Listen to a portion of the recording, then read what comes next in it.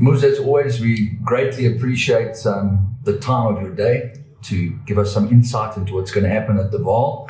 On the inside track on Thursday, you start off with Slinky Mapimpi, just the one start. I don't know how strong the form is, but he could make continued improvement.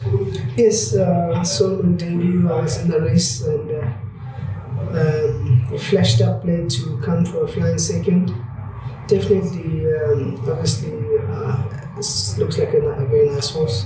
Slinky Mapimpi might just have the last say. Slinky Mapimpi is starting to pour on the pressure. Raffles in second, then comes Uncle Tiki Bird, but Slinky Mapimpi's stick goes into the left. Raffles comes back hard. Slinky Mapimpi and Raffles. Raffles, that's a gutsy performance. Obviously, you always contenders a rider from a 12 to a mile after finishing so strong. But Mr. Familian has given me a lot of confidence that he will love the mile, especially how he works it on. So obviously I know he finished last time. If a mile is not the issue, I do think he is the horse to beat. But obviously healthy respect for a horse like Poets, Warrior, Stradham's ride. And obviously Gavin's also seemed like the improver. Light today is a daughter of Give Me the Green Light. She's had a good few runs. She's going to be a fit filly, and she looks like her turn might not be too far away. Yes, she put up very good work this morning on the red track and Rankies. So I'm expecting her to be very competitive. But healthy respect for Tulip Boy, Mr. Pettigrew's horse. I really think she's the horse we possibly have to beat, myself and Commander's horse. But I do feel like she will really be effective. She might. Looking at the size of the field, she'll definitely be very competitive, reading the race and the pace of it. But I think we have to beat Tulip Way. Heart and Mind, you rode her last time. She's had 2 runs in June. She should be absolutely spot on, and I think you'll know her better. Yeah, she's been a difficult filly, temperamental wise. She does like to burn herself out a little bit in the race, and at the end, just found weakening. So it's very important to try and get her to settle as best we can. She's got a lot of natural high cruising speed.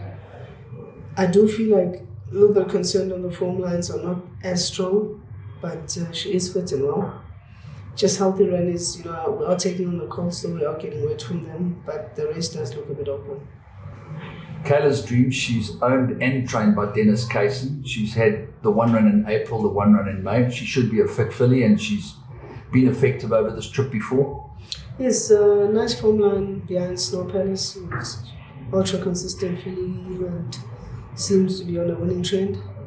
But she is a 5-year-old May, obviously the rating, she's kind of in her place. I do feel like obviously you've got to respect the young horses. I know Sam Quinton only won the maiden, but he won it very, very comfortably. I'm hoping for Trifecta's first 3 run.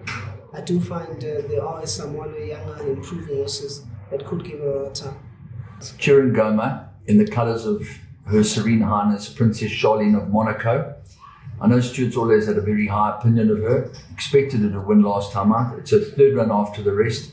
She is talented. What are you thinking?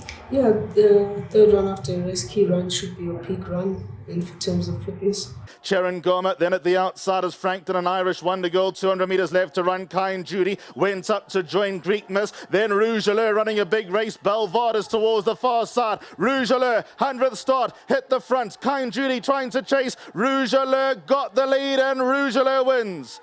There are 1 or 2, obvious dangers like Patron's Pier, who keeps on losing a bit of ground and steps up to the mile. I think a horse that's been coming down at the rating, I think a horse we all have to beat or respect. But with the lightweight and a half decent draw, I hope I can run in the money for the punters. Fantasy Flower, in my book, she'll get the trip. She hasn't shown it yet, although she has won over 1,400 metres. You've got a good draw, she'll be fit, and Lucky Udelakis knows what he's doing. You're not prayerless. Yeah, there's a lot of factors to like about her. She's come down in the rating, nice low weight. She hasn't been beaten for. She looks like she's getting closer to the winning line. in terms of finishing positions. She's only getting beaten a length or 2 lengths at most. So she's knocking on the door. Obviously, our biggest concern is the step up in the trip, as we've seen 2 runs over the distance and unplaced. So the mount could be a factor. I'll be more confident going into a 14 with her form.